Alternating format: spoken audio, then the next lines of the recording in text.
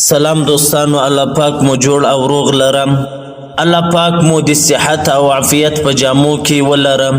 الله پاک مو له هر قسمه مصیبت او غم او پریشانی څخه وساتم.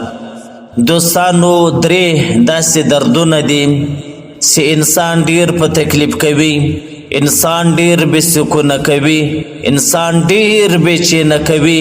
له دې درو دردو سره یوه خوا نه کیږي. هغه درې دردونه، یو د لکه د سر درد، او بل لکه د غاښو درد، او بل لکه د غوږو درد. دا دردونه سړی ډیر سخت په عذابوي او سړی ډیر سخت بې چینه کوي، سړی ډیر سخت بې سکونه کوي. له یوه درد سره یوه خوا نه کیږي. د انسان پر اعضا او پر اندامو که پر هر یوه باندې درد سي، خو لیکن بیا هم یو چم ورسره کیږي، لیکن له دې درو دردو سره هیڅ یو چم نه کیږي. نو دوستانو، غواړم چې نن یو داسې وظیفه در سره شیر کم چې په دا درو سرو دردو کې کار کوي.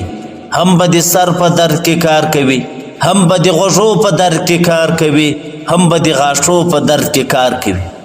وظیفه دا د قرآن کریم یو کوچنی آیات، د دې آیات مبارک ورد به کوئ او دا آیات مبارک به وایست او دموي به انشاءالله الرحمن. الله پاک به مو هم د سر درد، الله پاک به مو هم د غوږو درد، الله پاک به مو هم د غاښو درد د دې ټولو څخه خلاص کړي. آیات مبارک دا کوچنی آیات د قرآن کریم. بسم الله الرحمن الرحیم.